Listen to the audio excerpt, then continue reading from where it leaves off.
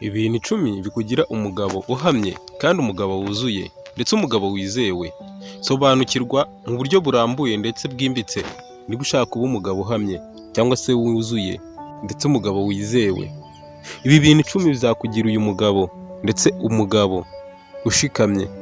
Ikindi kandi niba ushaka kuba umugabo w'umunyabwenge ndetse umugabo ukurikiza ijambo rye ndetse umugabo ushaka gutera imbere, gerageza unkurikire mpaka iki kiganiro kirangiye. Uri buze gukuramo byinshi kandi wungukiremo byinshi. Ngiye mugiye kubana muri iki kiganiro nitwa Gisa, The Man Positive. Ikintu cya mbere, kwigirira icyizere. Umugabo uhamye amenya agaciro ke, ntaterwa ubwoba ndetse n'ibitekerezo by'abandi, kandi ntiyigereranya n'abandi. Yizera ubushobozi bwe ariko atirata. Iki kintu cya mbere nicyo kizakugira umugabo uhamye ndetse ukomeye, ushikamye ku nshingano ziwe. Ikindi cya kabiri, kugira inshingano.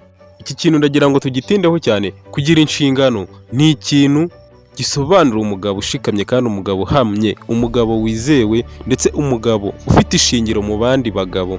Ikindi ugomba kumenya ku iki kintu, kugira inshingano bizagufasha kugira address, kandi umugabo ufite address aba yubashywe mu bandi bagabo ndetse no muri sosiyete iyo ari yo yose. Afata inshingano z'ubuzima bwe, umuryango, akazi, imyitwarire ye. Iyo akoze ikosa araryemera ndetse ikindi akaryigiraho, akigira mu makosa menshi aba yakoze. Uyu niwe mugabo ufata inshingano, aho kugira ngo ashake wa wundi ari buze kurihigikaho, bamwe twita abahahiranda cyangwa se abahakirizwa.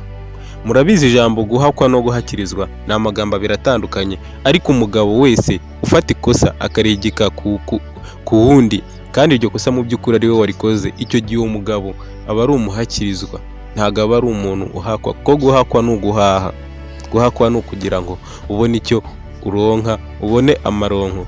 Rero uyu mugabo twamwita nk'umuntu uhakirizwa, umuntu utazi gufata inshingano. Rero umugabo wa nyawe aba agomba kuba yafata inshingano, aba agomba kuba yakita ku muryango we, akita ku kazi kiwe ndetse n'ibindi byinshi bigiye bimushamikiyeho. Icyo cyari icya kabiri. Icya gatatu, kuvugisha ukuri. Umugabo nyamugabo ni umuntu uvugisha ukuri. Ukuri ni inkingi y'ubugabo ndetse ubugabo buhamye. Umugabo uhamye avugisha ukuri kandi agira ubunyangamugayo mu mibereho ye yose, kabone n'iyo byamugora, ariko mu by'ukuri aragerageza akabiha umurongo. Icya kane, kwiyubaha ndetse no kubaha abandi. Uyu mugabo mu by'ukuri aba ari umugabo w'ukuri, umugabo uhamye, umugabo ufite ishingiro, umugabo wiyubaha mu myambarire, mu mvugo ndetse no mu myitwarire, anubaha abandi bantu bose, atitaye ku rwego rwabo cyangwa se ku byo bafite, ku bwo bameze, uko ababonye physical, uko waba umeze kose. Uyu mugabo mu by'ukuri aba ari umugabo wa nyawe kandi umugabo w'ukuri uhamye. Icya gatanu, kugira intego mu buzima bwawe. Niba uri umugabo ukaba utagira intego, ukaba udafata inshingano, ukaba udafite ikintu na kimwe witaho, nturi umugabo wa nyawe. Icyo gihe sinzi ukuntu nagusobanura, ariko mu by'ukuri umugabo wa nyawe ni umugabo ugira intego mu buzima bwiwe. Umugabo uhamye agira icyerekezo ndetse n'intego ashyiraho, ndetse agakora uko ashoboye ngo izo ntego yashyizeho mu by'ukuri azigereho.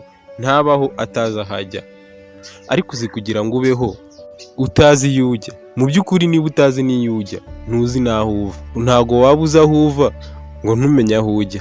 Ibyo ngibyo byo murabizi, si ngombwa ko tubisobanura cyane. Icya gatandatu, kwigirira discipline, kwifata no kwiyobora.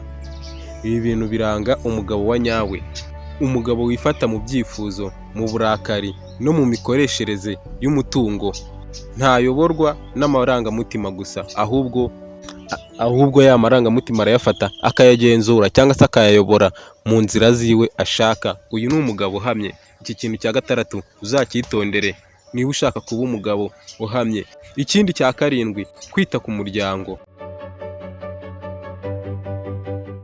Abagabo benshi usanga batita ku miryango yabo, mu by'ukuri barararutse. Rimwe na rimwe baratwawe n'irari, baratwawe n'inzoga, baratwawe n'ibiyobyabwenge cyangwa se baratwawe rimwe na rimwe n'akazi.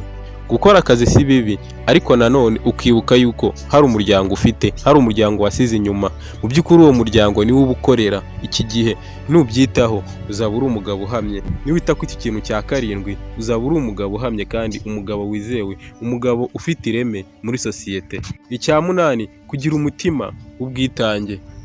Niba uri umugabo ukaba ugira umutima w'ubwitange, uri umugabo wa nyawe kandi uri umugabo w'umunyakuri.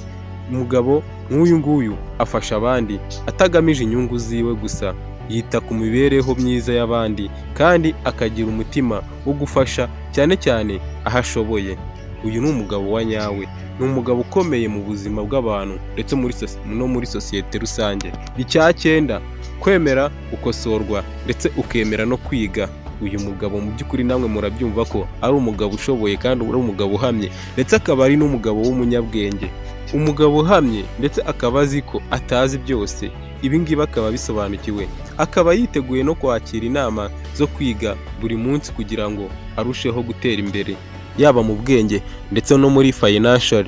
Ibi bizakugira umuntu w'umugabo ndetse w'umunyabwenge, ikindi uba umugabo ukomeye kandi mu bwonko, ukomeye no mu mubiri, ukomeye ndetse no mu mibereho yawe ya buri munsi. Iki ni ikintu cya cyenda. Ikintu cya cumi ni ukugira ukwihangana ndetse no kudacika intege igihe cyose, mu bihe byose ugezemo. Mu by'ukuri uyu mugabo mu bihe bikomeye ntiyiruka ngo ahunge, ahubwo ahangana nabyo, arihangana agatekereza neza kandi agakomeza gushaka igisubizo aho gucika intege. Mu by'ukuri uyu mugabo arakomeza agahangana, ubyumve neza, agahangana n'ibibazo byose agezemo n'ingorane zose ahura nazo ndetse n'akazi ke gakomeye agahangana nako, agahangana no kugaburira umuryango wiwe, agahangana no kwita kuri famiye. Buri kimwe cyose ahuye nacyo aba agomba guhangana nacyo, agahangana n'imirire, agahangana n'inzu, agahangana n'utubazo tumwe na tumwe yagiye ahura natwo, yaba mu kazi ndetse no hanze y'akazi. Uyu mugabo, iki kintu cya cumi kizakugira umugabo ukomeye kandi ushoboye. Reka nkushimire niba ugeze kuri uyu munota ukinkurikiranye, ucyumva ibi bintu bishobora kuba byakugira umugabo uhamye, umugabo wizewe, umugabo ukomeye kandi umugabo udacika intege ndetse umugabo uzi byose w'umunyabwenge. Reka nkushimire cyane. Niba wakunze kino kiganiro kanda like, ikindi ukore subscribe. Niba ushaka kuba wabona ibindi biganiro bizaza bikurikira, ibiganiro nk'ibi ngibi nakagaruka hano kuri Kasogia TV. Njye mwabanye muri iki kiganiro kandi mukomeje kubana nanjye mu bindi biganiro bizaza. Nitwa Gisa, The Man Positive.